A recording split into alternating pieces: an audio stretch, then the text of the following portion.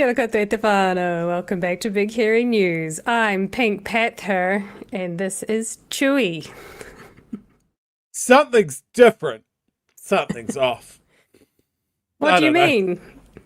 I am This, Pat. someone's changed things different. My tummy hurts and I'm mad at the government. Welcome to BHN this Monday. I'm trying to make a Uh, beard. This is we my do beard. need to order you a fake beard. I do at some point. I could be either of you. Like one side could be ginger, flip it around. The other one could be, what do you call it? Salt and pepper. Oh, too kind. How you doing, Ems? It's been a while I'm since good. we've anchored this shit show. It has been quite a minute. I was you for a couple of days, and now I'm Pat. So Mm-hmm.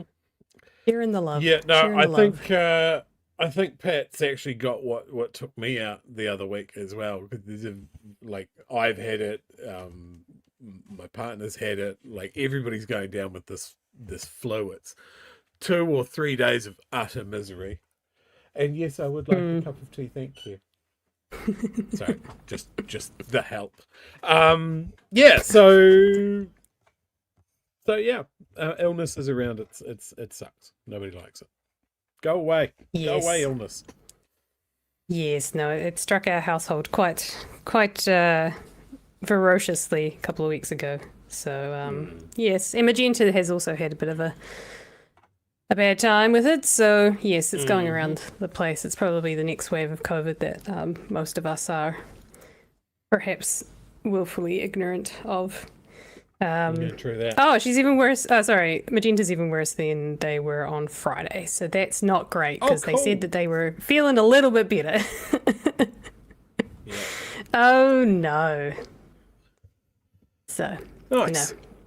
that time of year. That time of year. You know what time of year it is? Uh, for August. Yes, it's also the is it today or is it last couple of days? The last voyage of the Aratiri. Oh, yes, That's what time of year it yes. is. Yeah, because of course, mid Friday afternoon, the government does what it always does. If it's got bad news, fucking drop it out. Just as all the journalists head to the pub. This is exactly what we did, and I saw that you guys covered this on Friday as well. Near $700 million of money, poof, gone. We've paid that much money, and for that money, we've got no ferries, which is of course a better deal than what Labor had cooking. Obviously, don't look into it. Don't check the numbers.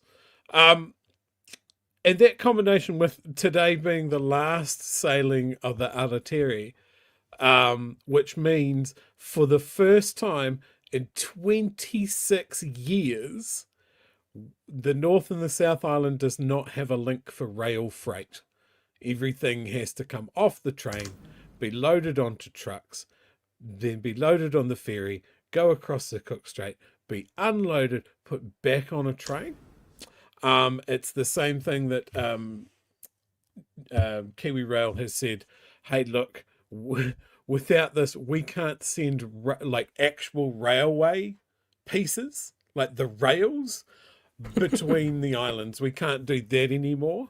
It also means because we were supposed to retire this ferry in time for the new ferry to arrive, the staff of that ferry are now all redundant because there's nowhere for them to go. So we've said this from the start. This is just phenomenal planning from our Minister of Finance, Nikki Noboats. As much as Winston doesn't want this to stick to him, he can fucking own it. And he'll try and spin his way out of this. Absolutely guaranteed. But he is the Minister of Rail. He's part of the government that did this. He's done nothing to change it. And they're still all saying, hey, look, there's 6 shipyards in the running to make our new ferries. No, we've got no news. No, nothing's been signed. No, we don't have any costs. But when they do finally announce whatever form the new ferries take, you can chuck $700 million on top of whatever number they come back with. And I am just flabbergasted that Nicola Willis is still Minister of Finance, and it will not rest until her government is gone and she has resigned. That's a fair mission statement, I think. Do you want to see a cool photo I found of her for the thumbnail from Friday? Oh, go on. Go on. Look, it's New Zealand's $671 million ferry. Yeah. Well, I mean, Wellington Harbour is full of old lime scooters, so maybe there's a critical mass. Oh, thank you. And a Bicky. 2 Bickies. I have 2 Bickies. Oh, we're Bicky buddies. I had 2 Bickies too. And a cup of tea. See, this is how you roll. You don't see mainstream media hosts getting cup of tea live on air. That's because the traditional media is a joyless landscape. They also don't get to show this on TV. So No, they have to treat Nicola Willis with a modicum of respect, whereas I would have that footage of her falling off an e-scooter on a loop, just in the background of any story about it, because it is so funny. Just a reminder. Laugh, and then she just eats shit, and it's great. Yeah, like I don't know why this isn't. Well, I do know why this isn't a bigger story. But I think when you look at everything, like, remember the aggressive campaign that was directed at Hipkins, Robertson, and Ardern for not showing up for the second bullshit royal inquiry? That was just across the board. They're not showing up. They're terrible. They knew they had this bad news in the pipeline. And for not having a continuing week of the royal inquiry, I think it just really like, oh shit, we've got nothing to cover for this. And the old tactic of dropping it out on a Friday afternoon, and then knowing that there is going to be more news to cover on Monday, that it just slides out of the public's eye. Like, this is tactical what they've done, and I think they've got away with it as best as they could. Like, I can't imagine a finance minister or a transport minister or a government. Like, can you imagine if Labour had to put out, oh yeah, like we've blown $700 million. That's an entire year of the education budget. Is that all we have for education budget? That's tiny. Yeah, isn't that like just its own level of really fuck? I would have thought that was more than that. But we have a government that is pissing off the teachers over a 1% pay rise, which is actually functionally a pay cut. Same thing for the nurses. Same thing for the junior doctors. We've got news today of record numbers of police leaving for Australia. All of these guys are affected by pay and conditions negotiations. And the government is crying poor over it. And then in the same breath you can go, but we have fucked off $700 million because IREX was a Labour project and therefore bad. Like, stunning incompetence and just an infuriating level of incompetence or malicious financial fucking vandalism. Like, my tummy hurts and I'm mad at the government. Really, I Chewie? got my bippy. Oh no! Triple whammy. Sadness. Well, thanks for the wonderful introduction. Before we continue on, it's probably best that we say thank you to le patrons who make it possible to do the show. If you want to become a patron at patreon.com/BigHairyNews. go there and you get fun things like merch announcements, exclusives, interviews if they get pre-recorded, and meetups online once a month, and also the opportunity to meet the guys or wherever we are. We're around. We're is great. actually up to a couple of reasonably big milestones not too far away there. I see we're on 466 paid members. I think last time Pat and I talked about this, I think 500 is like an important milestone as far as like a critical mass of being able to do some of the bigger plans that we've got for the next year. And obviously with the election next year, that's a huge focus for us. And the other one that I noticed, because I looked the other day at our YouTube subscribers, and it was high 18,000. And I noticed that we've clicked over 19,000. Yeah. So that is, dude, I remember looking and it was 500 on YouTube and going, ooh. This is phenomenal. You're all breaking the rules of Fight Club and I encourage it. Keep doing it. But yeah, it'll be great. When it clicks over 20,000, I'll be a very happy bookie. That's also kind of a tipping point as well, in the land of YouTubing. I think the 20k mark is typically where channels start to switch from sort of rising YouTube account, hobby account, into like verging on professional.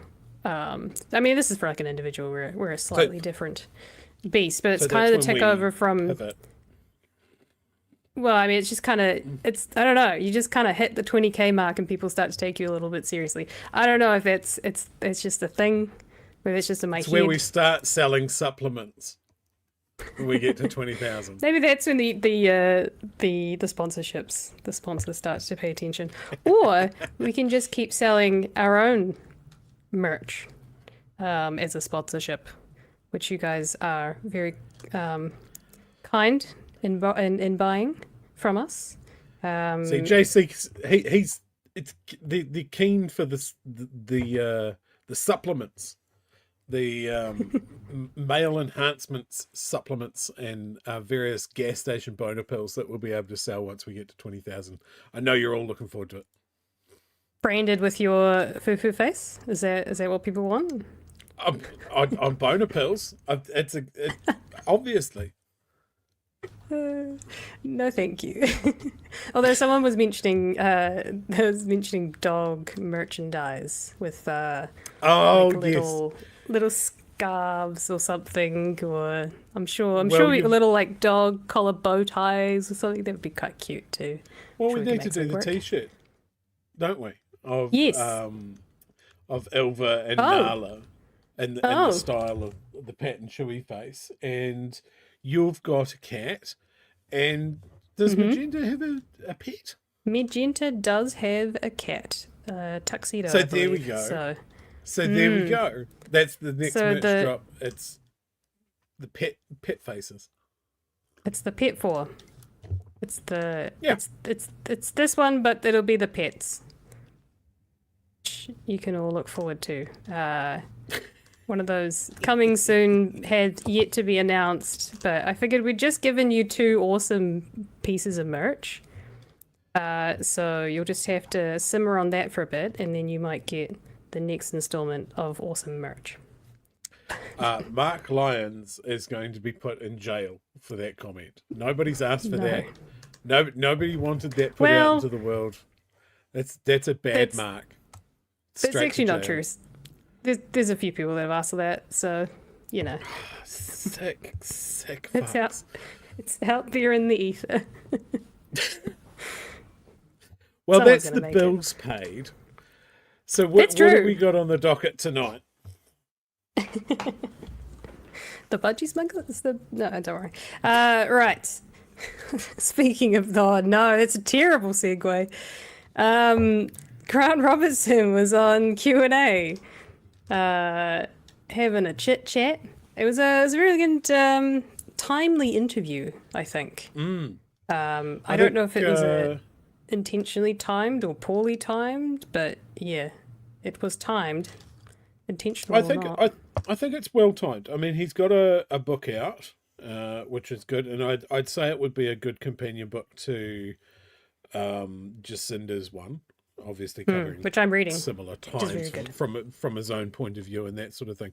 But the reason that I noticed he had a book out is I noticed that that National's Facebook page is taking pot shots at him over it. And I'm just like, he's not in the government. What are you doing? Like, it's a guy that's just put out a memoir. I'm just going to find it because it's so fucking pointlessly catty.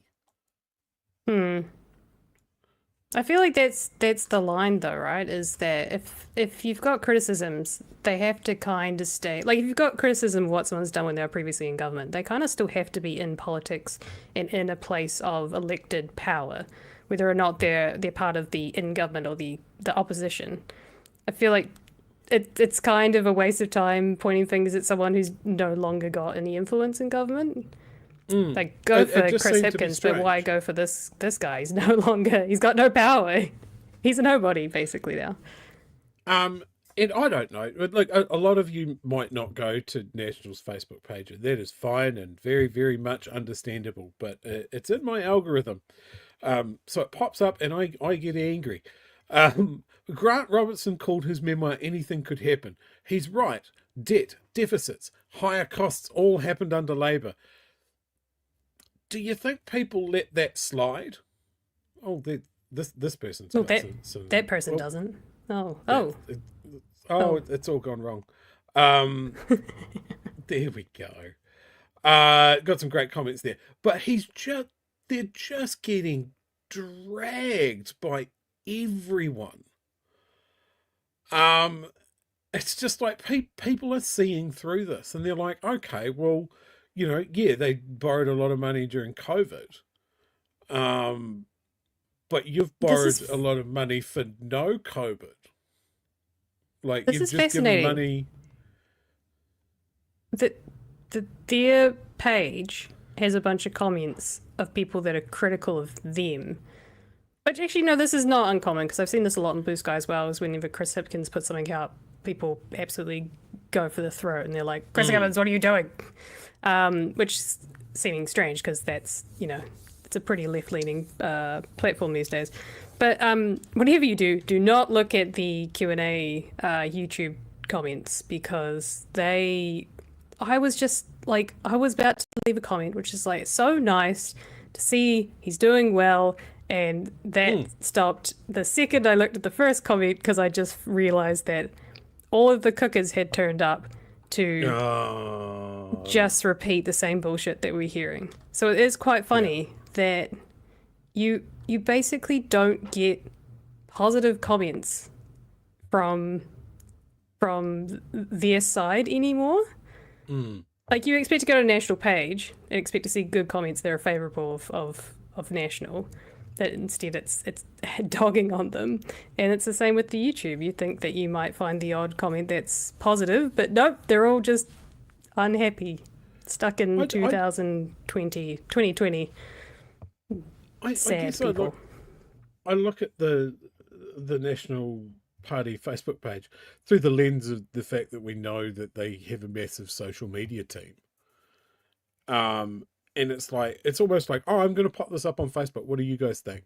And then nobody's like red hatting it. They're like, yep, looks good. Put it up. People aren't going to see through that. It's just not happening. So here's a cheers to National social media team. Keep doing an utterly mediocre job. Well done. How much is that costing us taxpayers? Far too fucking much. Yeah. Probably, 7 of them, they will get paid 100k, at least 150k probably, because they're specialists. Yeah, there you go. But yeah, I haven't another actually had a chance to see this Q&A appearance by Robertson. So I'm quite keen to see what went down. It was quite interesting. I thought the majority, he kind of starts off with because obviously he's no longer a politician. The questions, Jack's not there to press him. He's essentially just it's not a puff piece by any means as well. It's a conversation about politics and in the current where we are currently. And he does ask him about the COVID inquiry. And obviously with his memoir coming out, he also asks a few questions regarding what he's already talked about in the book. So I highly recommend going and actually watching the full thing. But I'll go through the stuff that's probably most poignant. There's actually a lot in this, so I found it hard to pick some stuff.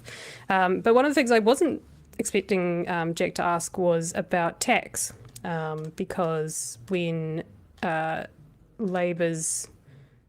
Was it their first campaign or their second campaign? Basically, when Jacinda was running, she run under a mandate of not introducing capital gains tax. That she would never introduce that while she was in power. And this was when Grant Robertson was finance... Was he finance minister for both terms? Yes, he was. Oh, yeah. And Grant's obviously at some point in the past been quite favourable of some sort of CGT or a wealth tax. So he asked some questions to him about how would he strategically introduce a 480p? Come on. How would he introduce a wealth tax to the people, because people are hesitant of the wealth tax and the capital gains tax, the tax word that everyone hates. Ultimately, Labor never ran with those during your time in government. But from your knowledge of tax and your experience in political strategy, what would a party have to get right for enough of the public to support a CGT in an election? I think it's about understanding what it actually is, i.e. that it's a tax on the gain that you get. It's not a tax on owning a home. To be really clear about what's in and what's out and have decent runway to be able to explain what's in and what's out. And also to be clear, as ever with taxation, about what's going to happen with the money. What's going to be able to be done that isn't able to be done now. Now, I'm not saying it has to be a CGT or it has to be a wealth tax. What I say, and I say it in the book a few times, I think, is New Zealand's tax system is unbalanced and unfair. I said that a number of times when I was a politician too. And I'd love it if this somehow or other could be a cross-party thing. If you look around the world, capital gains taxes, asset taxes have been shared in their being introduced by governments of left and governments of right. Because we all understand that there's an asset class not being properly taxed here. I wish we could get to a point in New Zealand society where we just said, actually, we do need to broaden that tax base. It's unfair on wage and salary earners that we're not taxing assets. From a strategic... Yeah, just nice to have it just said. So it's basically echoing what everyone else has said at this point around the capital gains tax. I will, before you make some comments, there's one tiny wee bit that he says just points out that like the rest of the world basically already does this, and he doesn't understand why there's so much pushback when it comes to doing this here in New Zealand. Absolutely, and that would be one way to try and get a greater buy-in. I just think it's so mainstream around the world, it's almost ridiculous to be having a conversation about the fact that we can't do it because we haven't done it. It is so commonplace. I think it should be able to go across parties. You chose... If only. If only. Yeah. Before you make comments, can you please take me off the screen? My mouse is frozen, so I can't pull it down. Oh no. Oh no. I think it's... What? What? Not What me, do you the want? thing. The video. The thing? So I can have my screen. The video. Oh, you can't take that. Anyway, she's gone now. We can talk amongst ourselves. Oh, she's so angry. Ah. Sorry, once I got my screen sorted, I probably could have put myself back on. I agree with some of what Grant's saying there, and I disagree. And I think this is a big part of why Labour lost a lot of support. Is I think saying that you need a lot of runway and you need to explain it and all of this sort of stuff. There's an adage in politics that if you're explaining, you're losing. And I think when Labour had such a strong mandate for their second term, I think at that point, Ardern had painted herself into a corner and said there will never be a capital gains tax while I'm leader. And that was to just basically get rid of National's criticism of Labour that they're going to bring in this tax. Now, we can all remember she ruled that out and National kept on saying it anyway. They kept on going, well, she's going to say that, but they'll bring it in, they'll bring it in. And we're seeing that now with this Labour Party, in the complete absence of any policy announcements around tax, National are still criticising them, saying that they're going to tax the family home. So I think the lesson here is the twofold. Do what you think is right and campaign on it and ignore what National are going to say. National are going to say that you're going to tax everything. National is going to say that you're Marxist or socialist, whatever the truth is. They're going to do it anyway. So ignore them and just do what you think is right. And I think when Labour had such a strong mandate, the alternative to having a really long runway and explaining in intricate detail how it's going to work and all of this sort of stuff, while National's smacking you around the head going, see, we told you, they're coming for the family home and the fucking batch and all of this sort of stuff, they're going to tax your nan into obscurity, is you just fucking do it and people should notice the difference. This is the thing, when you look at countries that have high taxation, they also have high services. And I think when people think about tax, they think that the levels of service and the levels of what you get will stay the same because shit doesn't get better. I'm just going to get taxed more. They don't get to see the benefit of, say, free public transport, free dental, all of these things, the potholes in the road getting fixed, the fact that we've got new ferries, all of those things. And when they have them, they can go, oh, well, this isn't so bad at all. I think when you look at a party that is saying, hey, look, yes, we are going to increase taxes, like the Greens are, they're just being quite upfront and honest about it. They get a very different criticism from the right. They get the Greens are crazy. There's no pushback on their actual policy, which is, as they've done every time, they've costed it out. They've sort of gone, well, we know where the money is. And this is the things that we want to do with the money. And all they're getting back from the right is, yeah, but the Greens are crazy. They're tree huggers and they don't know their finances. So, I mean, this is the same criticism that they're always going to get. So every party should just fucking stick to their guns. Sell me on the benefits of your policy, or just do what you think is right. And I think that's the criticism a lot of us have on the left of Ardern's government, is that they had a generational opportunity, an unheard of level of public support based on the decisions that they had made. And we rewarded them with an MMP majority. You don't need anyone else. Just go for it. And if you fuck it up, we'll vote you out. And by the same token, if you don't do enough, we vote you out. So swing for the fences. And I hope, like, I see people in Labour that have learned that lesson. You look back in hindsight and you go, oh, I wish we'd done that. And I just worry about Labour, again, trying to hedge their bets. Oh, we can't give too much ammunition to National. You don't have to give them ammunition. They just make it themselves, whether it's true or not. So just damn the torpedoes. Go full speed ahead. You make a good point there, though, that they did win majority, which is quite historic, right? It's not... it's never happened.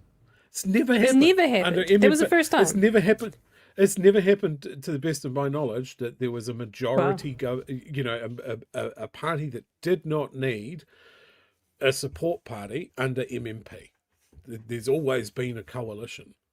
There's always Wow. been a negotiation. So I think that was the public going, you did a good job on COVID, and we know it. And then I think people got real jaded afterwards. They wanted to forget what happened with COVID. There were a lot of people that were like, we were hoping that you would do more with your mandate, and you didn't. But you do bring up a good point that they did do. I think it was great because they had a comparison. Well, the voting base, the people, we had a comparison base of what was happening in the rest of the world. So us voting them in was saying, hey, thanks for keeping us all alive and not doing what we've seen around the world, which everyone's fucked it up. But you're right, they didn't. I mean, they did such good things about keeping businesses alive and keeping people alive and making sure we had food and all of these things, but they just didn't solidify those things long term, I think, was what the issue was. And I don't know why that was. I don't know if that's because they were starting to get that pushback of, that whole thing of debt was starting to rise in the talk, do you call it, the politisphere, the whole debt and tax, not taxes, debt and all that stuff. And look, I think the aspect of Inflation. this is, when you look around the world, no government that was in charge during COVID survived the following election. Okay, it was just too traumatic for that to happen. There's some big shifts. And I think what we risk here in New Zealand is, due to politics, a rewriting of what people's opinions were during COVID. So one of the things that I want to point out is that all the guys that are criticising the Labour government's COVID response are all saying, well, I always criticise it. No, you didn't.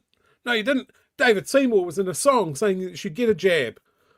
Winston Peters was saying that no jab, no dole. So even he was putting a shitty spin on it. But the aspect was, go out and get your vaccination. Stop fucking it up for everybody else. National criticised Labour at every step of the way, including, you are not spending enough.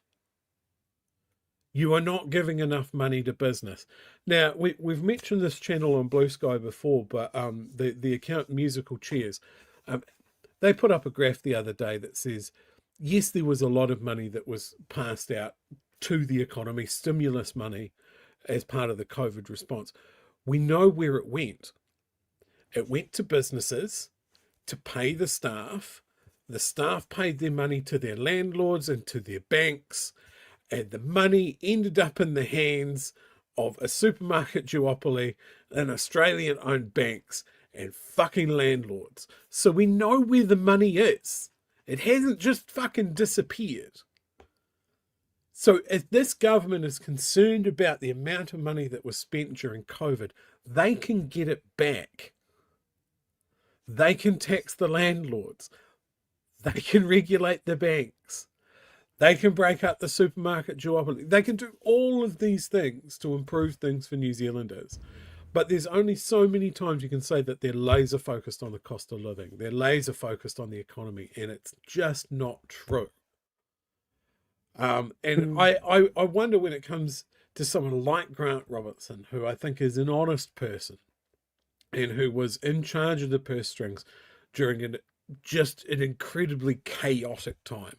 I think Labour's decision to open up the money taps and make sure that businesses could pay their staff and didn't have to lay them off en masse. Because, I mean, this is the thing, right? If they didn't do that, the easiest choice for businesses was, I need to cut costs drastically, and there they all are standing over there. So I'm going to lay everybody off. Now, that puts all of those people on the unemployment queues, and the government's still going to have to pay them anyway. Right? Because otherwise people start losing their homes, and the landlords start screaming bloody murder, and that sort of thing. So I think And the honestly, banks. I think if National were in charge, their economic response would have been the same. Open the money taps, pay business.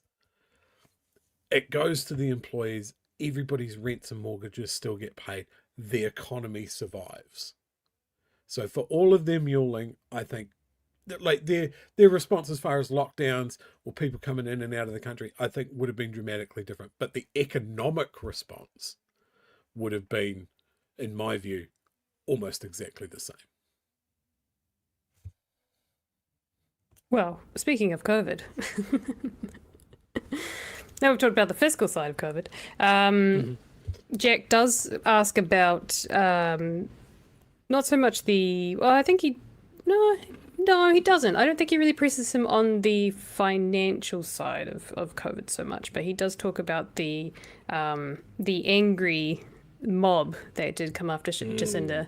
And he talks, he asks a few questions like, people either love you or hate you, especially the Jacinda cape. They're either in the love Jacinda's government and what she did, or they absolutely hate her guts and they want to murder her, which is terrifying.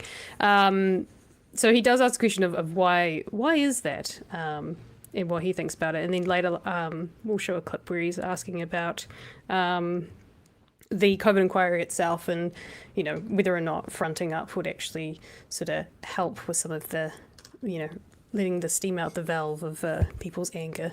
But we'll see what he has to say. Really, really angry. Why do you think that is? Again, that's really for those people. I'd challenge whether it's a massive division in society. I think it's not necessarily 50-50, no. right? But there is... There is a group of people, absolutely, who are still very upset, very charged up about COVID and about vaccines. And for those people, that's obviously something they very deeply feel. I'm not saying that's not their legitimate feeling. I guess what I would say is we feel we were doing what was right. There's a lot of evidence to back that what we did was right. I don't like it for any politician to be the subject of the kind of abuse that I see hurled at Jacinda or other politicians. And I think it is time to kind of call that out and say, yep, you can feel that strongly about something, but the threats and the abuse just aren't right. See, on that point. And then the other question that he asked after this is essentially, do you think Jacinda Ardern can come back to the country and live here with all the vitriol that she's getting? And then he does make a good point. Well, Robertson brings it up that he doesn't think any prime minister can, live in anonymity or live a comfortable life after they've been prime minister. But then he brings up, he's like, well, what about John Key or Bill English? And he's like, well, that's, I guess so. So the hatred towards her is quite different to what we've seen in the past. Like it has been, well, I suppose it's only been 2.5-ish years since she stood down, maybe 3. So it's still a little bit fresh, but I guess it's with this COVID inquiry, it's still very fresh in people's minds. And, with this cost of living and everything, they keep bringing it back to it's COVID's fault, it's Labour's fault. It just continues that thread that it was all Labour's fault and that there's someone to point the finger to, and so it's still very fresh for people, I guess. I don't think she'll be back. Certainly not in the next 5 years. And I mean, imagine a reason for coming back, right? Say you wanted your kid to go to a New Zealand school. With the way that she was treated here, would you want to put your kid in school through here, or would you just want to go, you know what, we're going to stay overseas, our kid's going to be foreign educated, we're just not going to worry about it? Like that I think is one of the most galling and shameful things for me, is that we ran such a powerful leader literally out of town on a rail because of a segment of our population that is absolutely fucking unhinged and should have their internet cut off. Like it's mad. It's so disappointing. Just the level of vitriol. Like, I mean, we've had we have a show about politics. We know that politicians can be unpopular. Like, No. Someone that is as unpopular in our current government. There's a handful of politicians. I don't know about you, but I've never sent a death threat to one of them. Whereas I'm nice the to death them. threats that As far as our panel of hosts go, I'm probably the nicest out of all of you as far as calling them out on their shit. No one here is nice to Nintendo DS, but I think we've got a soft spot for Erica, and we don't like Nikki No Boats, but at least we're just tackling her policies and her terrible, like, her doing her role. It's not a personal Right. attack against her as such. It's just that she's really shit as a finance minister. I couldn't give a shit about Luxon as a human being, but I do care about him, like, as a politician. So I like, it's Right, very so- different to, like, Jacinda is the devil. Jacinda did all these terrible Yeah. things to me. the She's an World Economic authoritarian. Forum is 15-minute cities. I'm going to go to Wellington and hang a noose in a tree. Like, it's so Yeah. bizarre. Like, I don't blame Ardern or Robertson for going, you know what? I fucking had enough. I'm Like, surprised it Chris sucks. Hipkins is stuck around, to be fair, because he was also on the firing lines of, you know. Yeah, he was the Minister of Health. And look, the joke about Hipkins, as part of the Ardern government, is he was the Minister for everything. He held all of the major portfolios. He had justice, Yeah. he had health, he had education, he had everything. Like, if there was a portfolio that was a problem, Hipkins was parachuted into it to sort it out. And I find that really interesting, that obviously everybody thought he was capable to do that, but he's not seen as an effective leader, even when clearly his MPs and his party are still behind him. That just doesn't happen. Like, you don't see leaders survive a loss. Like, even though he was handed a bucket half full of shit and said, like, one of the most divisive but also quite popular leaders New Zealand's ever had. She's out. Nobody likes her. Here's the bucket. Run it to the election. Like, I would have sworn he would have gone, nah, I'm out as well after that. But he stuck around and his party's rallied behind him. I think that's an important thing to note. We have lots of criticisms of Chris Hipkins because we want Labour to do more. I know some in the chat really don't like him, and that's fine too. Like, I have my doubts, but at the end of the day, we want a left bloc in government. That's the game. But yeah, all of the major players post-COVID, apart from Hipkins, have gone, and I don't blame them. Like, Robertson and Jacinda, a big part of that. Yeah, our chat's always very, very divided when it comes to Hipkins good, Hipkins bad. But you do make a good point that he has survived this COVID period, and actually he's still polling very well. And I don't know if it's because Luxon sucks so much that Hipkins is polling fairly well, or if it is that people actually do see the strengths that he has, and maybe that's that centrist vote as well, is that's coming through of, like, you know, he's someone who's fairly steady and calm and stable and can lead a government because we've seen him do it. And like, I don't know, and I don't know what the strategy is with Labour. I don't think it's for us progressive lefties. I think we've got our shoes in the our feet in the Greens and Te Pāti Māori camps, and that's the beauty of an MMP, right? Is that we can do that when the centre government is just not quite, you know, the two centre parties and the centre left party is just not doing it for us. But at the same time, I do need them to win in order for us to be through the lefties to get in. So I mean, it's a hard I one. think that's. I mean, if I was in Chippy's shoes and the preferred prime minister poll comes in and it's like, hi, how am I doing? The margin of error to Luxon, I'll be like, oh fuck, really? Like, he's up against a man that is, like, if you did a word cloud for him, the big word is either twat or inauthentic. You know? And it's you had the National Party president at their conference saying that we just need the public to see Luxon's humanity. And you just want to go, he's been around for years. If we haven't seen it yet, we're not going to. Like, I saw this thing that it was, I think it was an RNZ article today that was just like, oh, Luxon's saying that he's laser focused on the economy. And I was just like, hang on, let's just take stock here. This is a guy that took a limo ride. For him entering Parliament, took a limo ride less than 300 metres because of the image for it. This is a man that has had his hand stuck out for every taxpayer-funded benefit that was going, whether he needed it or not. His fully paid up Wellington apartment, his multiple Teslas, $27,000 on a lovely holiday in Queenstown to pad out his social media. I'm not going to criticise him for the amount of overseas travel he had. He's a prime minister. They do that. They go on trade delegations and stuff like that. I think that's just something that happens. But there are definitely things that we can criticise Luxon for and go, well, no, you're not a good steward of taxpayer money. You're someone that is entitled, like sees entitlements like you're entitled to them. You don't see the political benefit of going, you know what, I'm independently wealthy.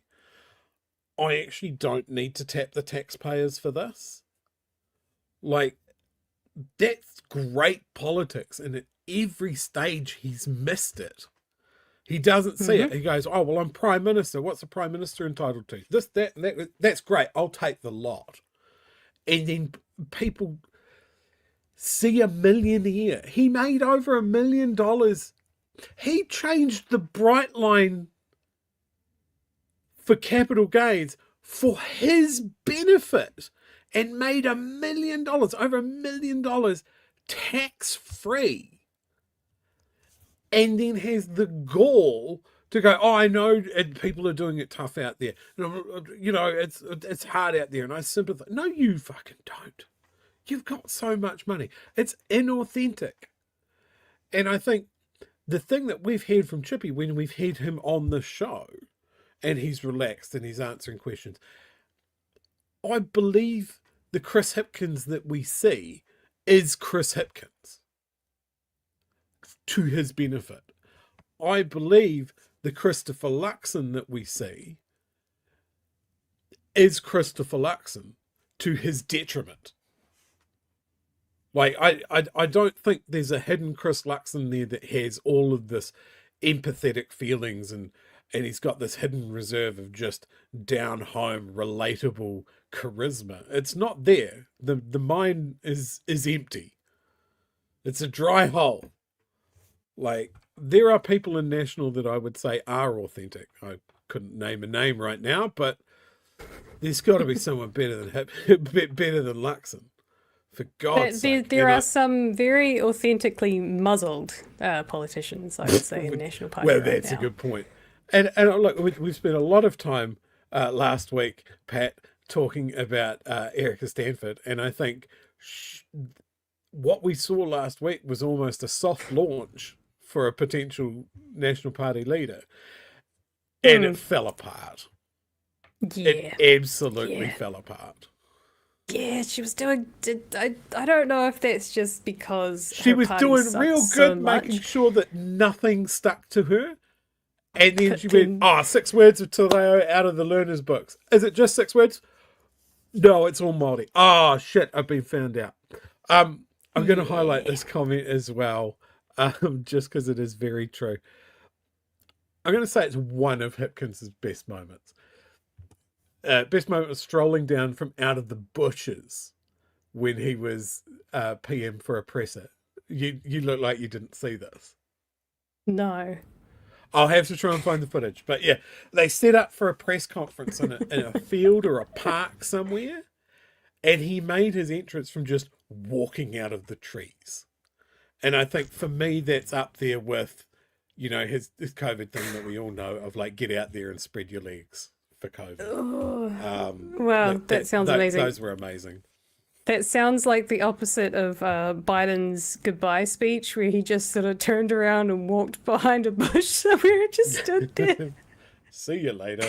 It was like, Oh, is he okay? See if I can find it. While you do that, I'll play this last little bit because I feel like this is important because it's been in the news all the last week that, you know, you won't front up to the COVID inquiry, blah, blah, blah. So let's let Grant Robertson say his piece and then we can move on to the next thing. Basically be his thoughts on the lingering anger and whether or not it could have been squashed with one of three solutions. And the three solutions were that she didn't get voted out. The people didn't get the win of her being voted out. They didn't get to hear from them when they're on the front lawn. And now they won't show for this show trial, as he calls it. That denying those people an opportunity to feel like their anger has been heard has ultimately led to this anger enduring in a way that it might I think not it's have a otherwise. pretty bizarre thing to say that someone should have to run an election and lose to satisfy people. I don't think that's a reasonable argument. On your second point, we have participated in the Royal Commission extensively. Hours and hours of interviews and the invitation to ask more questions. So I don't accept that. On your broader point, that anger and that emotion that goes with that will be worked through by people in their own ways. I don't think going out onto the lawn of Parliament when there were nooses hanging in the trees, when people were making direct death threats against us, is a reasonable response. No, I don't think anyone thinks. So you've given three things here, Jack, and I don't think any of them are reasonable. No. The point is whether or not different decisions about those 3 points might have given those people an outlet, like a release valve, right? Look, and the Royal Commission has given a range of people the opportunity to have their say. Good stuff. We've been part of that. In the book. There you go. I think that's fair. Yeah, all of those things I think are fair. I don't think anyone... Well, someone does call them out on this, and then we get to go into a little bit deep dive in the next one. But yeah, I don't think any reasonable person can see that maybe facing a mob is not the most pleasant thing. I mean, David Seymour also attempted to do that and definitely didn't come anywhere close to the mob, but no one even saw him. He was surrounded by policemen and he poked his head out, tiny little head, and went, "I'm here. I even videoed it. I tried," and then crawled back into his little cave. And that wasn't an angry mob. That was just people with signs calling him out. They were chanting and singing, but they weren't setting the playground on fire. Yeah. I think this is a real problem with the media, right? They ran with government talking points about how they weren't fronting for the Royal Commission. Do you remember how much the first Royal Commission was in the news? Do you remember any stories about that or about people's appearances or the questions that they asked? Have you read the report? Right. So a lot of these people that are going, look, they're not fronting up. Every one of them that I have seen, and I've gone, did you see what was said in the first Royal Inquiry? None of them have read it. None of them have seen any of it. So there's fake outrage stoked by our government. All three of them, National, Act, New Zealand First, they all participated in banging this drum of like, oh, they're just trying to duck out responsibility, and playing to that cooker crowd and playing to the people that were ignorant that this was the second Royal Inquiry. You know, they don't even know the frames of reference or its origin, which was that it was just this thing that New Zealand First cooked up to appease the vaccine shy people that they were courting, that completely ignored the fact that their guy, Winston Peters, was calling them dropkicks and losers for not getting vaccinated just one term ago. Like, we rely on the media to be a conscience and also a memory bank. And I think they have absolutely dropped the ball by just wholesale taking up the government's talking points on not fronting up for this inquiry. We actually talked about it on Friday because of the Nikki Noboat situation. There was two stories that I saw the one news article and then I saw the Stuff News one. And I'm glad I watched both of them because at the end of it was Lloyd Burr, I think, did the Stuff one. And at the end, he actually pointed out the hypocrisy of what Winston was saying. So he pulled back the quote from Winston in 2020, which says, "I back this. It's going to be, we're actually putting money into infrastructure. We're putting money into this. It's going to grow jobs, grow the economy, all of these things." That was 2020. And then when he was called out on that, he said, "Oh no, but it was signed off in 2021." But the project didn't grow in scope within that 6 months because if it had, then he's saying all these things about infrastructure that don't add up. Like he was saying in that the infrastructural side of things, the port's getting upgraded, all the jobs. He knew that was the scope of the job, so he couldn't call it out of being that I didn't sign off on this. So they actually did a really good job at the end of saying, these are the things that were said, and this is the timeline of it, without saying it. Look at the hypocrisy. Like you're not like a regular person can put that together and say something doesn't add up here. But in the one news article, they didn't show any of that. And I would like to see someone do what I think it was Mountain Tui that pointed out those two things about David Seymour and Winston, that they backed it and found the video, of the song that David had done and all the quotes. So it would be nice if the media actually did their job and instead of just parroting what they're saying, show what they had said and how that basically they're just being populist, right? Follow the sentiment of the time to get votes instead of, having a moral compass and continuing on with what you said previously. Yeah, and look, this is something that we said when the media apocalypse happened last year, and we lost so many news gatherers, and I guess, as Pat says, you don't lose the faces and the on-air talent, but you lose the news gathering apparatus that is out there researching the stories and trawling back through social media posts and all of that sort of stuff. We've lost that. And so my criticism of the media isn't necessarily the people that are getting up and reading the copy. It's of the organizations that have hemorrhaged these people and their news gathering ability to the detriment of the public. And our current government is stoked. That's the plan working exactly as it should do. There's less questions. There's less awkward linking of facts and words and statements that tends to blow up in their face. But I think it's bad for voters. And I think when it comes to, I mean, look, you talk about a politician, Robertson, Ardern, putting out a book. Okay, that becomes, say, our source of what happened during that time at the wheel. Then you have the fact of well, I'm just going to airbrush out all of the ugly bits because there's nobody there to sort of go, well, hey, look, I've read this book and we've gone and compared it to news at the time or statements made at the time, and there's this, that, and the other. Not that I'm saying that is the case with Robertson's book or Ardern's book. But I'm just saying, if you leave it to the politicians to write their own legacy, then that's not good for anybody. Yeah. Hey, I have found Chippy's. You have. Press conference. I did see that. Please enlighten me, and then we'll get to the super chats that have piled up on us. Oh, so it's put Lord of the Rings music on it. That's even better. Oh, the little business hobbit. The business hobbit. Yeah, so it's just got him walking out of the bushes. I love that for him. Oh, someone please meme that for certain times when he says certain things. I feel like that could be a meme that could go on. Oh, yeah. Shall I power through the super chat scene? Yep. Yeah, go on. All right. Let's sort this out. Okay, this is going to be a speed run. Mr. Arvid's $2 late fee with what the hell? No Pat. So weird. It's a little bit hurtful to the print Pat her. It's cool how Pat's not wearing a hat today. They're starting to catch on. Wookie slop buckets. I wish I knew what the context for that was. I don't think it's my teacup. It wasn't big enough.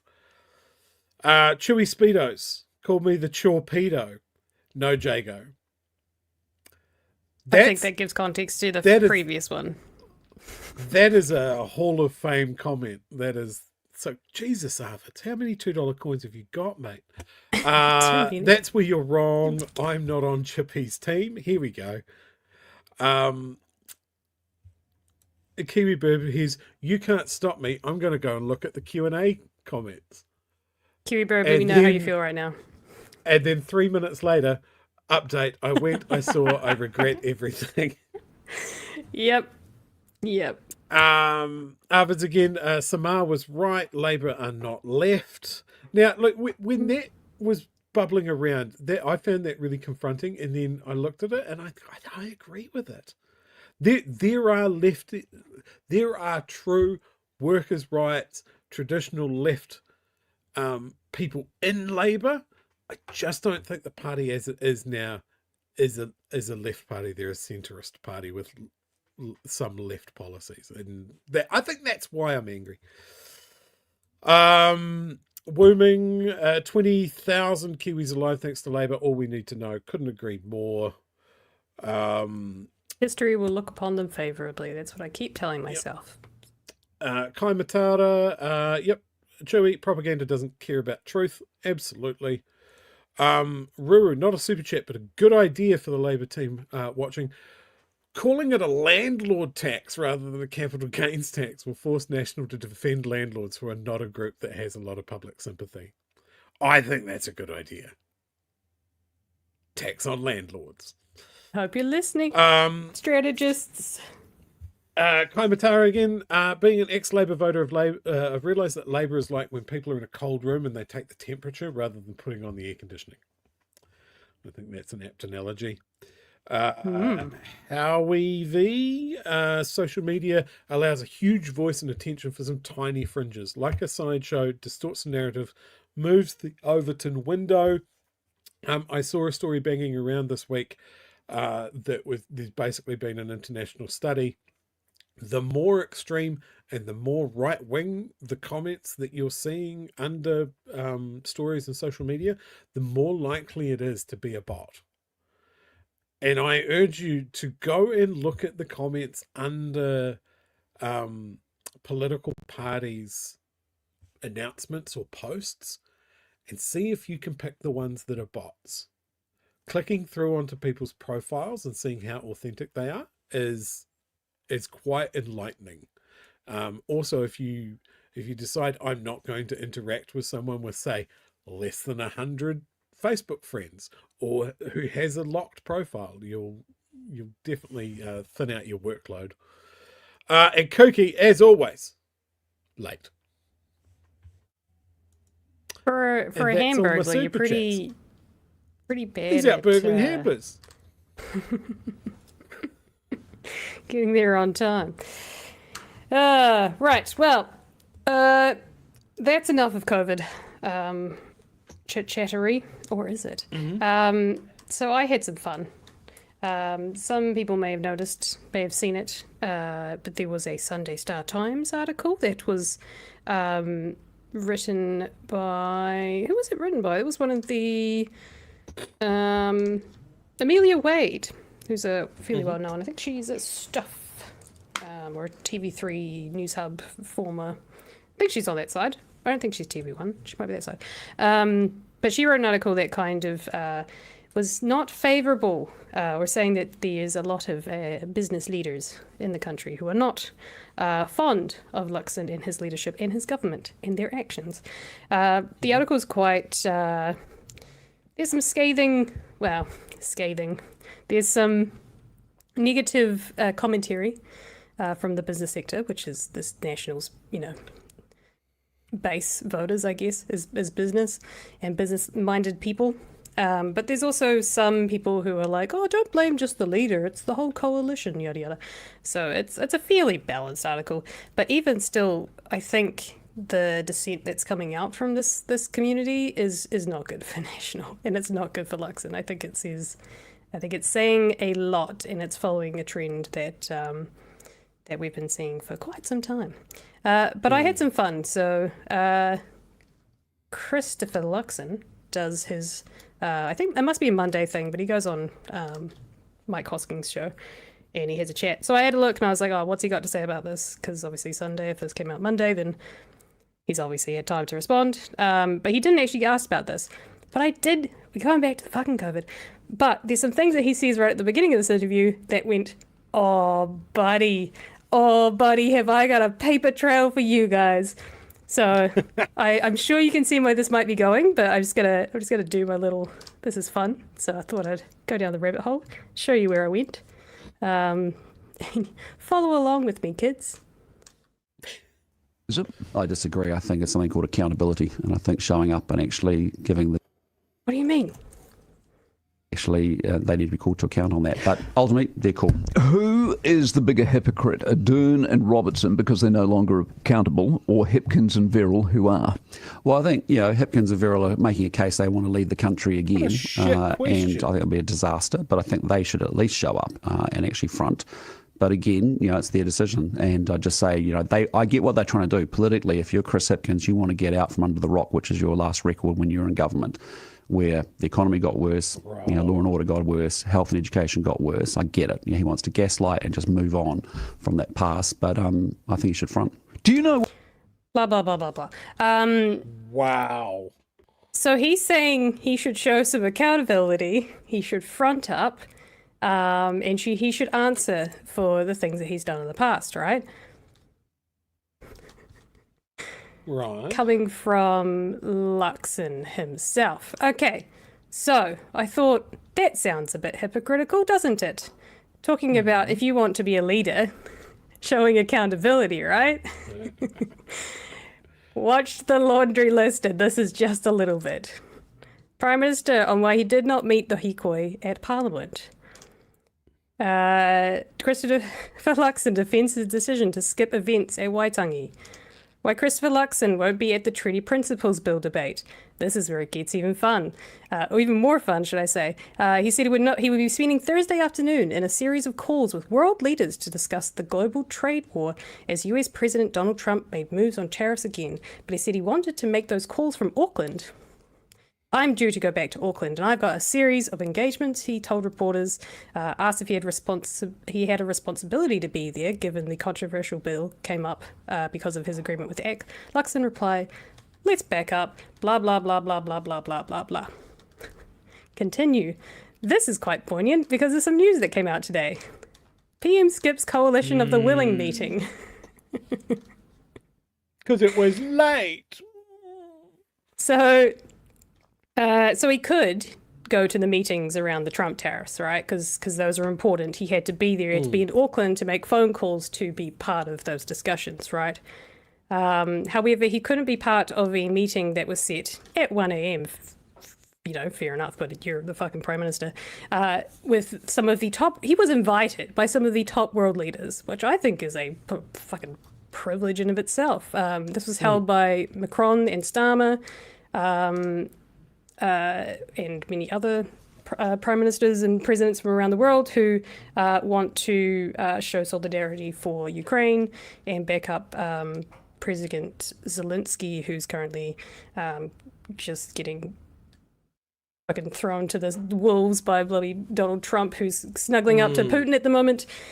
I'm sure Chewie could explain that far better than I did. But his reasoning for not attending, he says, "I have tried to make them wherever possible. This one was at 1 a.m. in the morning. It goes for 2 or 3 hours, and then I'm on a media round this morning, and obviously down here for cabinet this morning as well." He rejected the suggestions he did not join the Coalition of the Willing meeting because he didn't think it was important enough. "I have joined in the past. I was just saying that basically the decision was made that I was going to be well represented by officials in this particular instance. But I have joined the calls many, many times before, and I'll continue to do so." He was unable to attend due to the time zone differences. New Zealand was instead represented by meetings by officials. While we have participated in discussions, we haven't agreed on committing New Zealand to any particular action. We have made no commitments at this point. So, I mean, that kind of also says a lot, doesn't it? I'm not going to show up to that meeting of the Coalition of the Willing because I'm currently on the side of Trump and I do not want to get in trouble with him because of the tariffs. So I don't want to look like a good guy. Instead, I'm going to look like a guy who's on the fence, and I'm going to send some cronies who are just going to sit there and listen but not actually participate in any way. This jellyfish in a blue suit is in full Just effect. a reminder. Just a reminder, at the very beginning of this, I played you a clip in which it said about accountability and if you want to be a leader, showing up to answer the questions. Of which, in multiple different historic events, plus this one, which is a great opportunity to put us on a good steed with a good number of countries. Trading partners. Can't even do it then. Trading partners. It's wrong in so many ways. What do you think is harder to reschedule? The New Zealand Prime Minister's activities in the next day, or maybe the afternoon before, and that's the thing of like, oh, I've got to call cabinet meeting, and I've got to front the media in the morning. I think the media would be quite understanding. Chris Luxon's not going to appear on the breakfast show because he's got a multiple-hour call with all the European leaders, and he's been invited to participate in that. I think the media would go, oh, that's fair enough. Yeah, that's definitely something a country's leader should participate in. Oh my God, that's so embarrassing. And him saying that we haven't committed anything. We have. How have we now? We have New Zealand Defence Force personnel in Britain and Poland. That is at true. the moment, helping with intelligence gathering. So for him to say that we haven't committed anything is bullshit. And you'd expect maybe the leader of the country should know where his defence forces are. Would be a pretty key aspect of it. But yes, look, every time that Luxon has the opportunity to show us what sort of leader he is, he does by flopping round on the floor like a freshly caught fish. It's embarrassing. Excellent point, Daniel. He prioritized News Talk ZB with a coalition of basically the only sane democracies left. I, hands down, would have showing chosen up. the 1 a.m. meeting with Macron, Starmer. There was the head of the UN, I think it was. I'm not sure who it was. Someone from the UN. Head of the European Union. European Union, yeah. So the coalition of the willing, as they're calling it, is Italy, France, Germany, the UK, Finland, Poland, and I think a grab bag of other countries. Canada and Australia, I think, get included with that as well. So surely, in a really just fucking unstable world, when you look around at the Western countries, we can't rely on the US anymore. It's an absolute basket case. We have no idea what Trump's going to wake up in the morning and decide to do. If we want to look at our traditional trading partners and people that we want to be aligned with, to just ride out whatever chaos is coming from North America, there is no better group of countries, in my opinion, than Europe. And I think that's a really easy thing to say there when someone's going, we're trying to build a coalition because Russia decided to invade another country. That's just really clear cut. You shouldn't invade another country. It has none of the more awkward connotations of what's going on in the Middle East with the Palestinians. We all know what we should do there as well. I've been very clear on what we should do there, but I'm not Prime Minister. I have the ability to make a decision, which is, I think, the defining difference between me and Luxon is that I can make a decision and he can't. That's all I can think of. But yeah, I'm sorry. I have to go to bed early because I got to talk to Mike Hosking in the morning. Is a terrible reason Sorry. So we have to reschedule saving Ukraine for another time. I won't be there. It's not important enough. Weak. Yes. Weak. Well, it's not being missed by the international community, and it's also not being missed by the business community. Oh, he can't lose the business community. Who What? So the Sunday Star Times spoke to a good number of people in the business community, business leaders and such, who gave some rather unsupportive reviews of Luxon's current leadership. So I'll read a few bits of this because I think some of the quotes in this are quite interesting, and where they come from as well, I think are quite telling.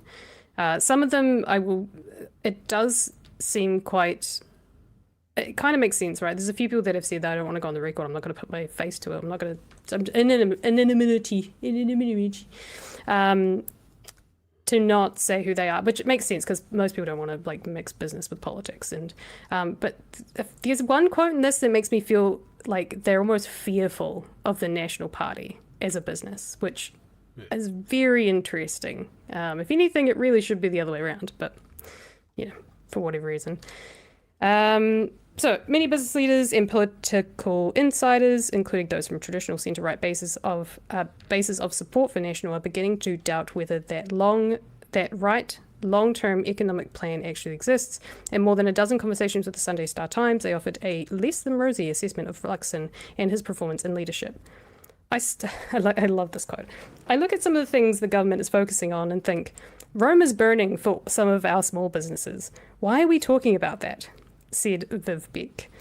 Her counterpart at the Newmarket Business Association, Mark Knopf-Thomas, was equally bewildered, pointing to the recently announced redesign of passports, so English words sit above Māori. I think that's just ludicrous. I haven't heard of a single person say to me, oh gosh, the passports need to be changed, which is something I also pointed out. Auckland Business Chamber head Simon Bridges, a former national leader and Luxon's first pick to be finance spokesperson, has also come out swinging, calling for more government action to give the city a defibrillator shock to get its economy going again. We don't want to leave it to chance. A few more bad months after a few bad years isn't good enough. I think we should be I think there should be an urgency in government around intervention. And then this fantastic photo. Holy shit! Which is almost a jump scare. I don't know what this is, but he's aged like, I don't know, 20 years and I'm 5? just going to say, does this count as Simon Bridges' thirst trap? Because it's close to it. Like, if he combined this look with a picture of him on his yak farm, which I said at the time was a winning way to go, is that we just needed to see more social media of Simon Bridges playing with baby yaks. He would have had the shit in the bag, and Luxon wouldn't have had his way with the National Party. Oh, I am looking back on Simon Bridges fondly. Isn't that weird? Isn't that and that weird? was the fucking nightmare for National. It What was a a nightmare, shit show in but PR. we didn't know what a nightmare was at that point. Such innocent times. But yes, bearded Simon Bridges rides back into Parliament on the back of a yak. That is something that I would get behind. But Wagging his finger too. I'll continue on. This is spectacular. It gets. No, please do. It gets more interesting. That's for sure. They talk about the polls, which we've seen before, so not looking so great for National, but within the margin of error, but certainly not great for their first term, for a first-term government. Pessimism about the country's direction is seen by pollsters and commentators as one of the warning signs for a government, and is particularly unusual in a first-term office. Following is Brad Olsen, who we've talked about quite a bit. Friend of the show, totally. It was clear, said many business leaders, there was no real plan on what to do about the economy. Brad Olson, the chief executive and principal economist at Infometrics, a Wellington-based economic consultancy, said businesses he spoke with were looking for more aspiration and a realistic time frame for when change might be coming.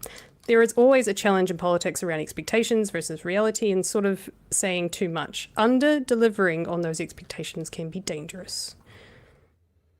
Right-leaning political commentator Trish Sherson, public relations firm Sherson Willis, said the government was struggling to present a coherent set of solutions and lacked the political courage to deliver them. A strategy of waiting and hoping for things to get better in time for the election year, that is not a strategy. Boardroom concerns spilled publicly into the headlines and airwaves again during Monday's back-to-back bad polls. And then they go into that. And also this face. This was printed, I think this is the image they used on the front of the Times. So I hope you all get to, whoever got to see that. I'm very jealous. That's amazing. Good. Don't know what the fuck he's doing there. So underneath all of these stats, which we're well Attention, aware of. passengers. Can someone please tell me where the front of the airplane is? Thank you. And it continues.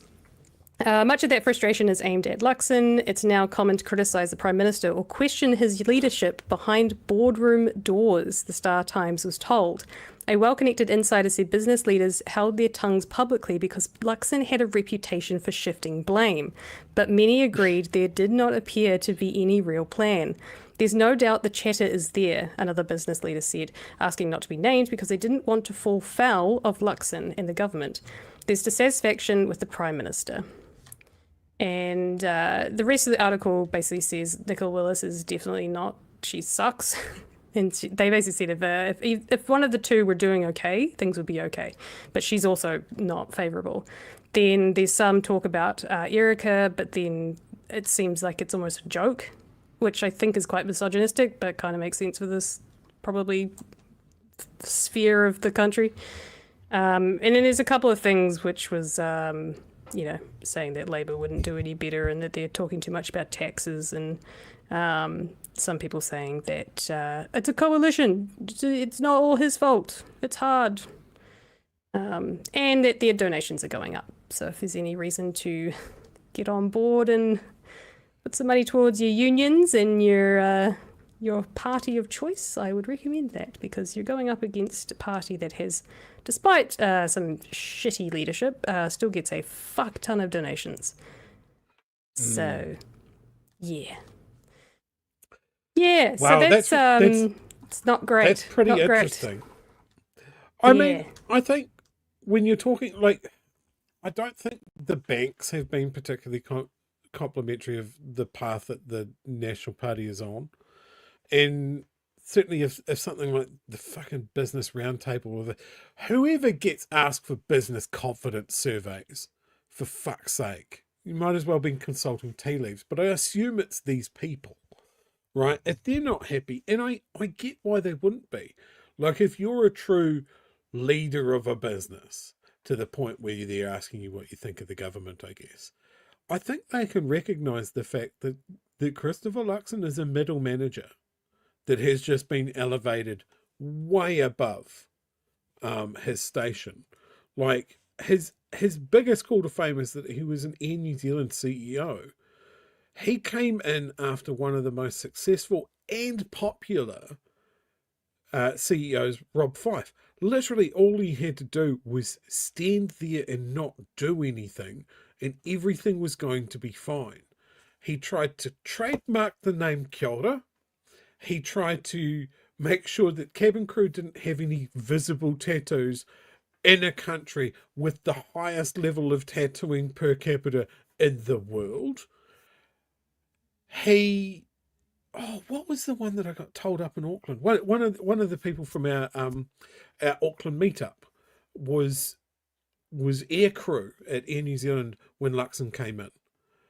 And she told me stories about the pay negotiations that went on when Luxon came aboard. Because the quickest way that you can boost your financials when you take over, right, is to fucking just cut staff, cut pay, which is exactly what he did, enormously unpopular.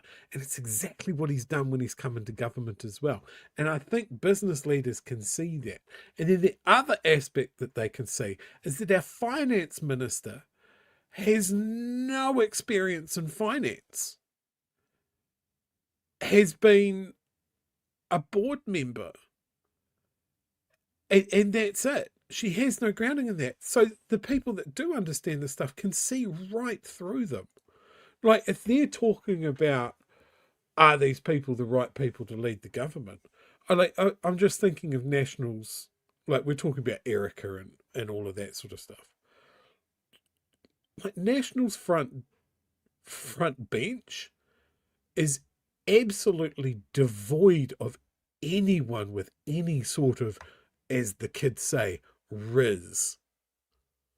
And they have mentioned that in this as well, that they're no one knows who to point to for who's next in line, and they're all kind of just going, who's next?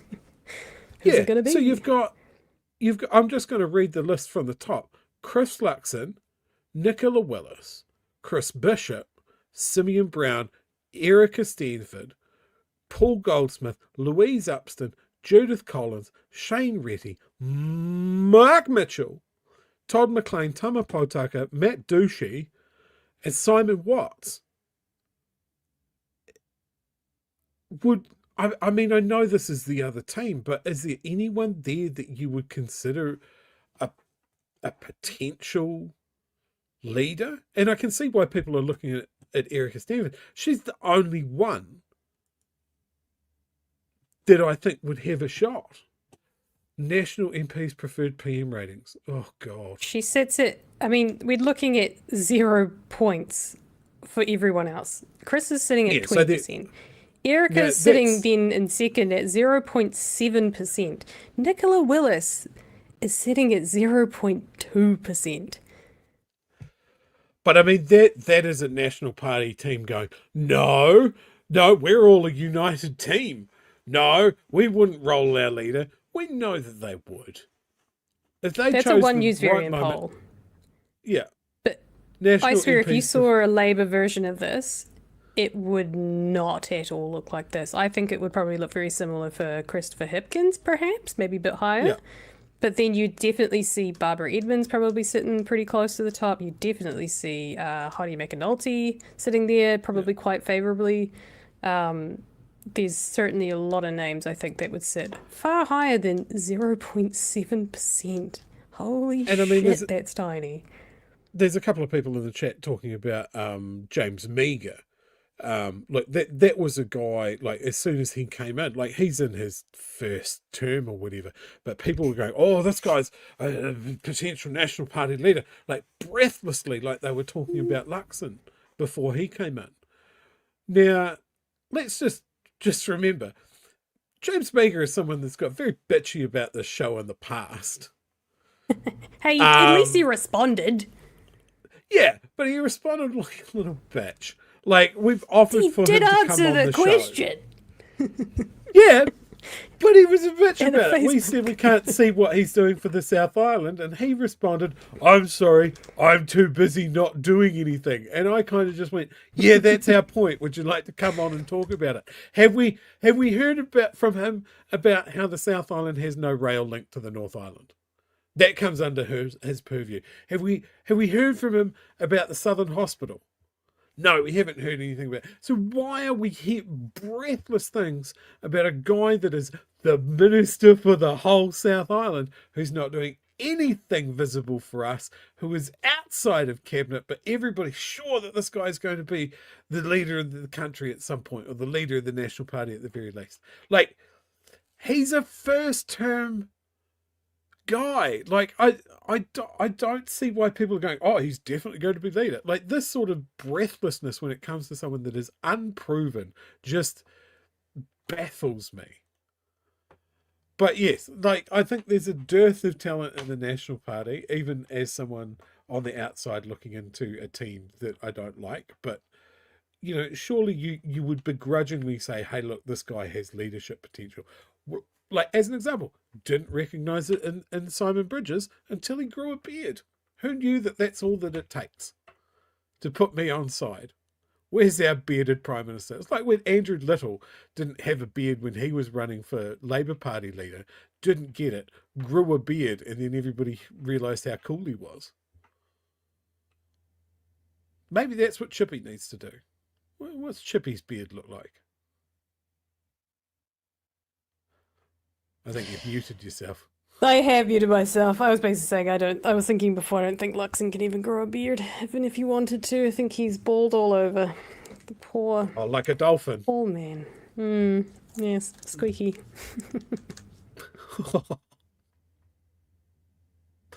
Oh, that's unpleasant. Apologise. Yeah, you brought it up. You brought it up. Cool. So we're all the consensus is broad. Luxon sucks. We're waiting for him to be rolled, and no one knows who's going to roll him other than someone who is probably not going to be any more favourable. Is that the consensus? Yeah. Unless someone just like comes back from the backbenches and just like steamrolls it into top position. Erica was trying and failed. Yeah. Maybe I mean, she might have, actually, to be fair, she might have failed with the right people as opposed to the wrong people. But it sounds like even the business sector doesn't really see her as serious. I found the comments around her were really interesting in that article, actually. They just didn't take her seriously or something. Like, it just very strange, considering that she kind of is the most competent of all of them at the moment. The bar's pretty low, but you know. And look, that's the thing. In that list of Nationals front bench, she's the only one that kind of makes sense for them. Now, look, I'm not cheerleading her. Clearly, she sucks because she's on National. And her sole accomplishment this term is to make sure that none of the bullshit that Seymour's doing sticks to her somehow. And she's been doing that by playing dodgeball, duck, dive, dodge, dip, and duck. She wants nothing to do with what he's doing with school lunches or truancy or anything like that. She just doesn't want a part of it, even though whatever he does comes under her portfolio. And I think when you're looking at someone with political instincts, at least you can say that was the correct instincts. You don't want anything that little troll does to come over to that is Erica Stanford's problem. Like, so that shows some political nous and that sort of thing. But then she walked straight into her first major scandal, I guess, which was just going... Yeah, first one was emails, but like we've seen that time and time again. Yeah. So the emails, and again, I guess that shows a little bit of naivety, and it might be quite common to other MPs as well. But yeah, that's two. But I don't think the teachers' union is going to be particularly happy with her and her performance. She's chucked out an entire curriculum with very little consultation. Yeah. And she just like. Her stuff with NCEA, like the strongest argument she had for getting rid of that, and look, there might be very strong reasons for doing it. Like generally, I think teachers look at NCEA and say, "Hey, look, there's a lot of stuff that we can fix here."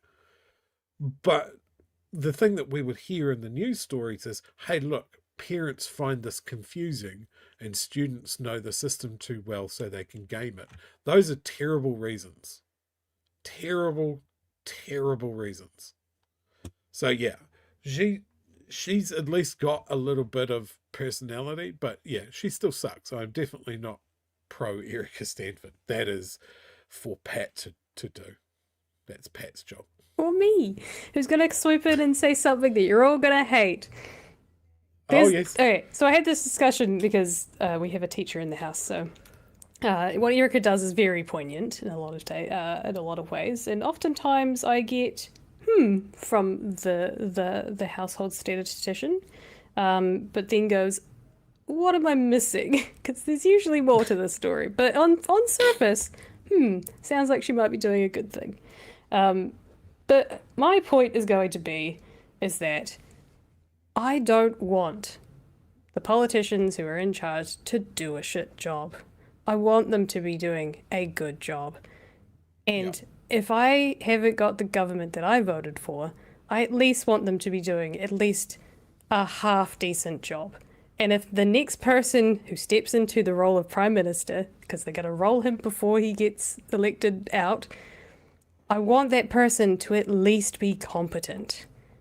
If I don't have the control and it's not the person that I voted in, I at least want the other side to be competent and we have a competent leader, even if I don't agree with their actions entirely. So I'm never going to be like, I want Erica to continue doing a shit job for education, because ultimately what I'm saying is that all of the kids who are currently affected by her policies are getting fucked over. Yeah. So it's a hard thing of like, I want the best person in there, but also if I have the choice to vote, I'm not going to vote for her, obviously, in her government. But if I don't get a choice and someone else votes her or someone else into that seat, I want them to be doing a good job. So I'm going to champion them to do a good job and ask for the person that I think is going to do a better job into that seat. That's where I come from, at least. Look, I think that's a really valid point. Like, you look back at the key government and you had, as an example, Chris Finlayson. Did a phenomenal job with his portfolio. And that is someone that is on the opposite side of politics that I like. And like, go and look at, the Bradbury group had him on, I think, a couple of weeks ago. And look at his comments around what this national government are doing for Crown and Māori relationships and that sort of thing. And you can see a guy that is incredibly frustrated with what he obviously sees as a betrayal of the work that he has done, that he is seeing all of this undone. Now, he's the perfect example in my mind. He's someone on the other side of politics from me that did a good and competent job for the right reasons, for the net benefit of the country.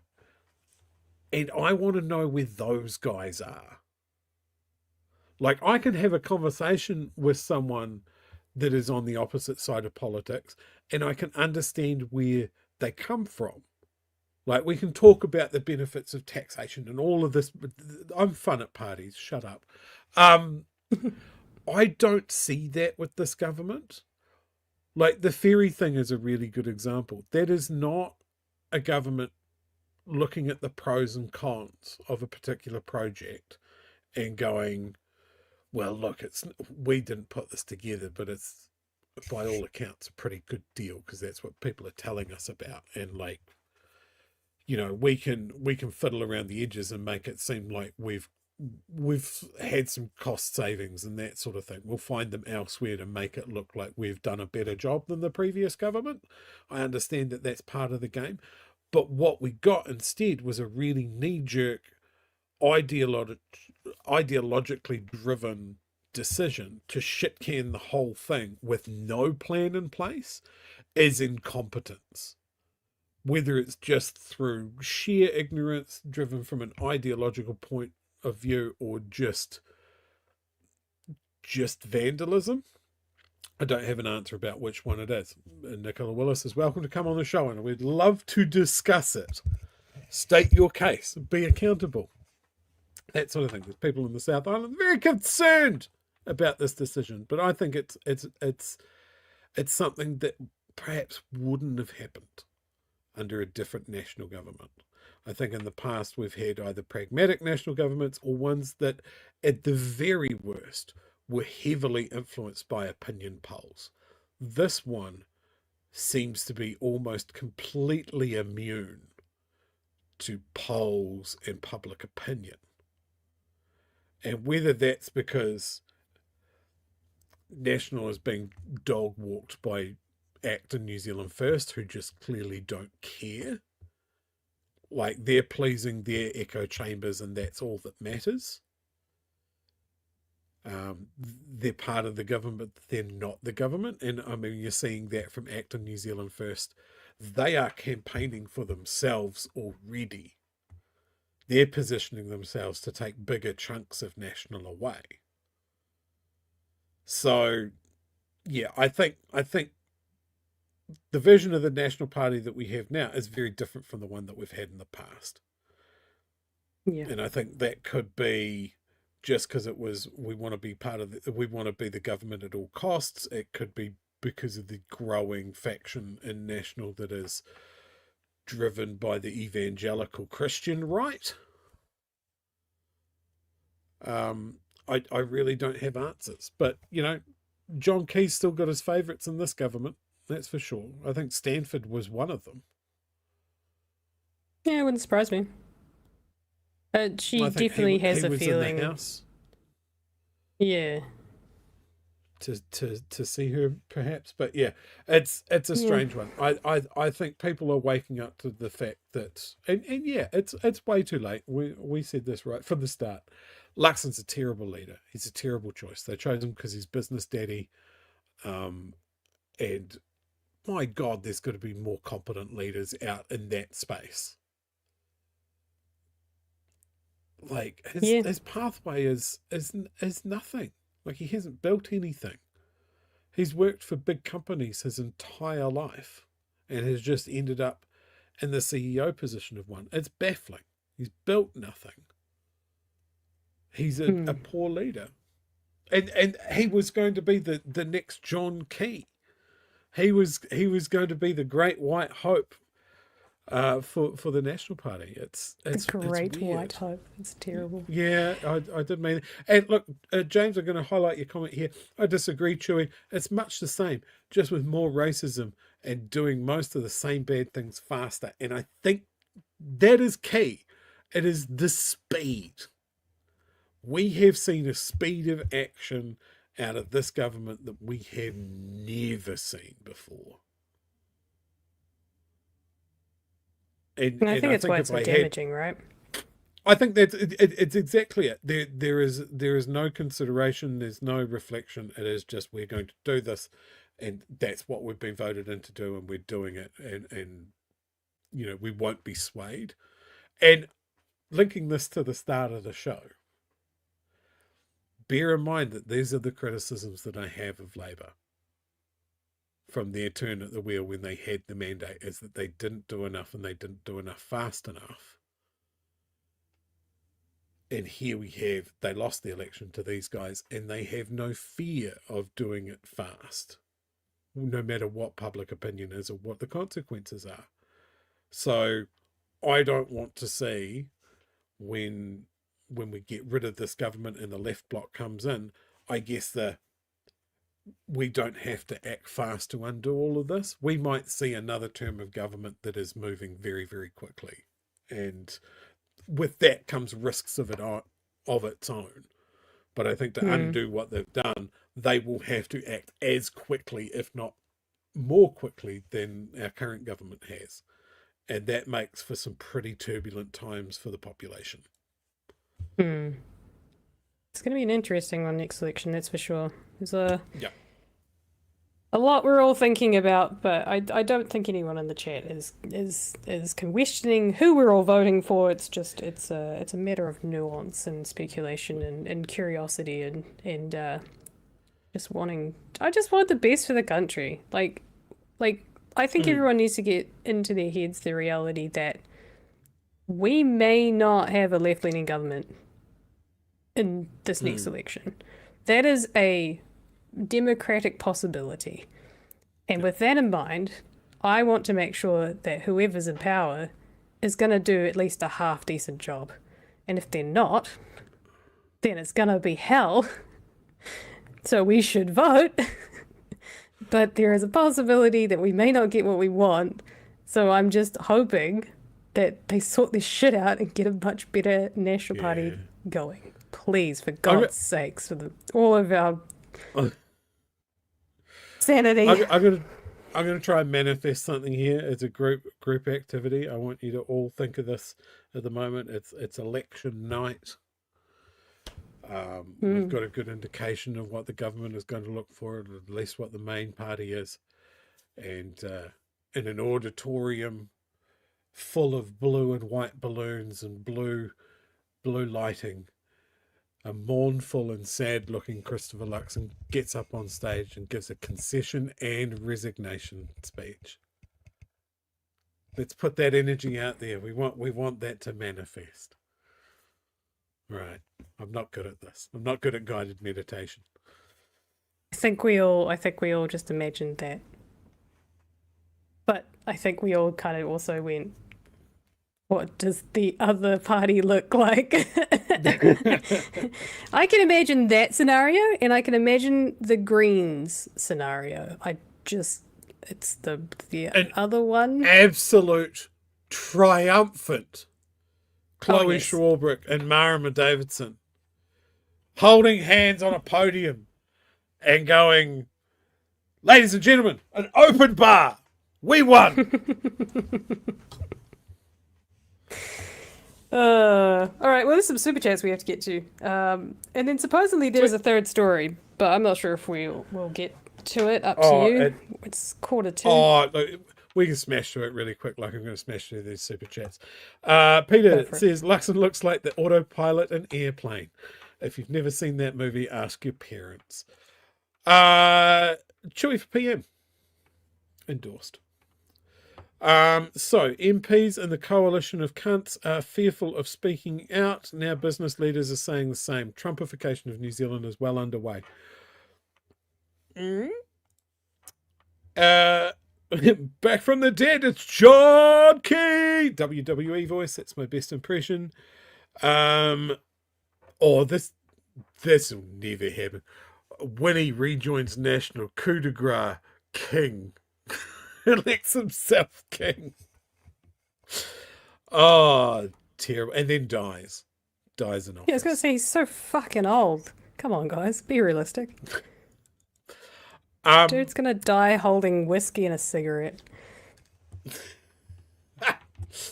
Final story. Yeah, go on. So, the government to rewrite liability provisions in building consents reform.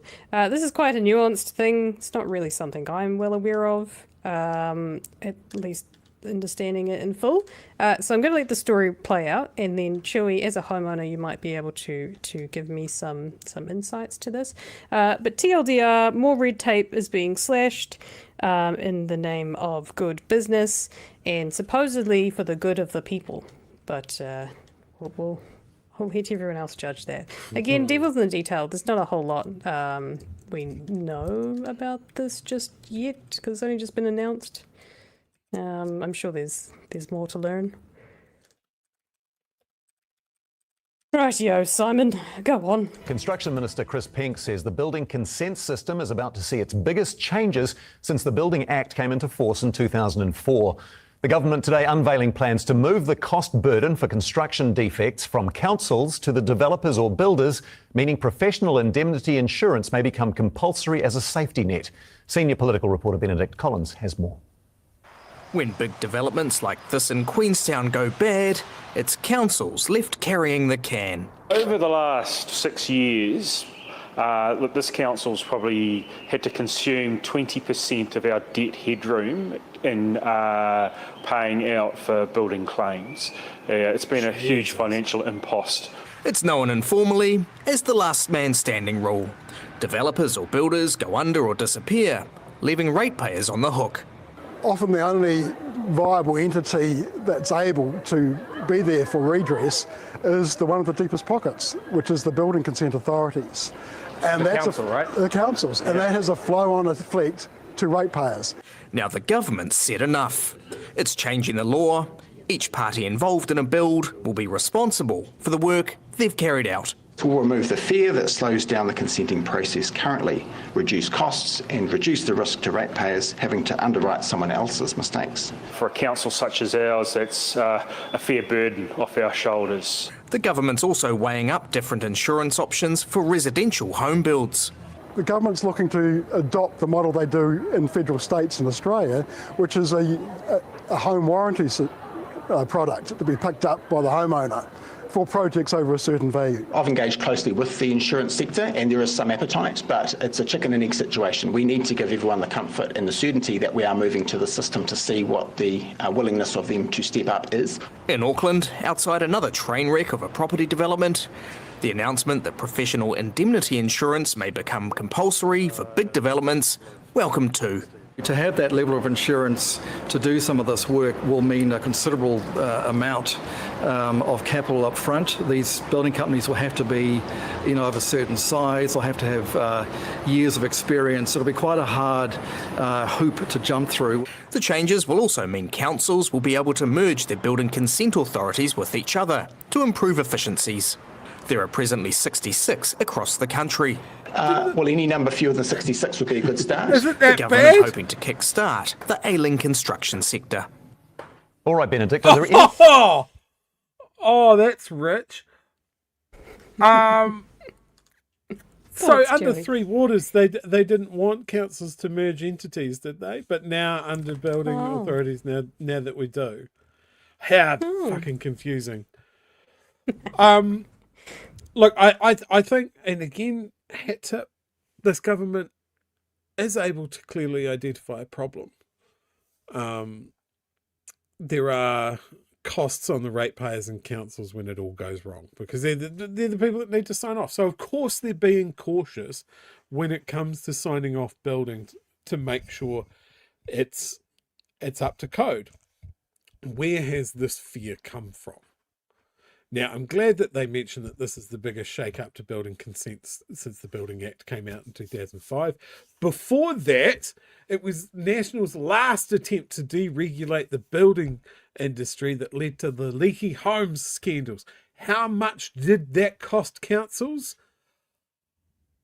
Somewhere between $200 and $600 million was pushed onto councils through the leaky homes and that sort of thing. Auckland Council one year seeing $57 million being paid out. Queenstown Lakes heavily hit, 3.6 million on leaky building. Like, this is what happened last time they were at the wheel. Have they learned anything from that? Do we trust them to learn anything from that? Some of that sounded real good, like making sure that there's an insurance product in line to cover people's work. Who gets that? Does the builder that does the work, do they get it? Or is the homeowner the one that has to pay for it? Like, there's so much that needs to come out about this. But I think, like a lot of things from this government, it comes back to one thing. Do we trust them? No. No, we don't. We don't trust them because this technically is the same government that sought advice on ditching bike helmet rules. This is so dumb.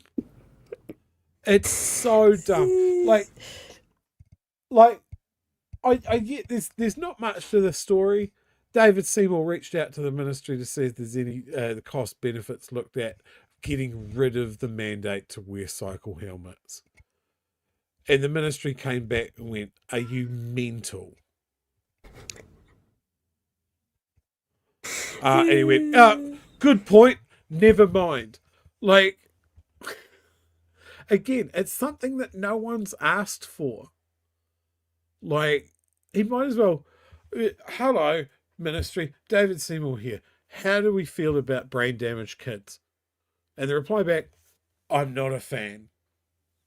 It's a dumb story. It's a dumb thing for David Seymour to have done. He sees the benefit for the people that don't like being told what to do. I guess it very loosely falls under their libertarian pretend cosplay that they do every now and then, that the government shouldn't tell you what to do. Sure, government shouldn't tell you what to do. You shouldn't have public health care either. You know, just fall off your bike, die in a ditch. I just got a text, Emily. Did you just get the same text? Oh, I don't Did you know. get a Am I text worthy? message? No, I didn't get a text message. Oh, okay. I got a text from the real Pat Time for bed, yeah? You guys are hardcore. I'm going to... excuse me. You two Pat, constantly do almost 2-hour episodes. Thank you very much. Especially on a Monday. Pat, you're sick. Go to bed. There you go. There you go. Now I get it. I think he might have felt bad and forwarded it to me. Well, there you have it, folks. The boss has told us to wrap it on the head. We had another 25 stories. We're going to see if we can really push the limits to 1 o'clock. But the boss says that we need to lock up and go. So I guess that's it. I don't think there's much more we can talk about today. I'm sure there's something that'll come out in the news that we can deep dive into tomorrow. But yes, there's all sorts of things happening overseas at the moment too. So, but we only have so many hours in a day. Well, although we're not going to cover the story, I am going to give a shout out to the reporter in Alaska who saw their moment to scream out a question at Vladimir Putin just as he got off the plane at the top of their lungs going, "When are you going to stop killing civilians?" Oh my God. If you haven't seen it, go and hunt out that footage. It's amazing. That is what we want from the media. And yeah, that's my last thought for the night. Well, my last thought for the night is thank you for watching. I believe I'll be back tomorrow. Yeah, And Pat will still be sick. Pat's gonna look after himself. So, with that said,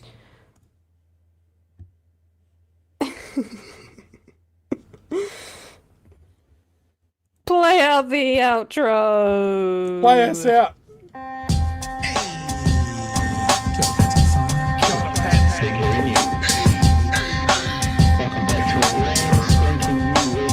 Help us settle a debate, whether it be thoughtful or funny, even if we're all creatures of hate. It's a fine line that we're walking together. For better, push aside the temptation to berate. Let's take a note of the corners we stand in. As many points as the hairs on my chinny chin chin. When the news that we're watching is hairy, knowing all the things that we need to be wary of. Like the rich have the hand out for rewards, while the many have to work out what they can't afford. And the rest of us ain't paying attention, or maybe have questions we're too worried to mention. Other media is still dwelling on trivial facts, vetting peas from the rice and the mice from the rats, and picking and choosing a warpath to run, linking ourselves with the hill to die on. It's gotta come down to a welcoming vibe, with an A and a self and a higher in mind. All have a lean either this way or that, and will be analyzed by both Chewie and Pat. With the evil in the world trying to mess with your head, and you're sitting on the couch, you're thinking chivalry's dead. Each night, 2 nights, they're gonna sing you to bed. It's Big Hairy News. Thanks for joining us tonight on this Monday edition of Big Hairy News. I hope you've enjoyed it. I hope I've been a good pink petter, and this has been a good original flavour Chewie. Someone Chewie said it. classic. Chewie classic. Anything to say before we go? No, we'll be back tomorrow night. We'll see you then. Okay. Cheers, Have a fam. good sleep, everyone. Don't stress out too much. The world is not on fire just yet. Bye. Bye. Bye.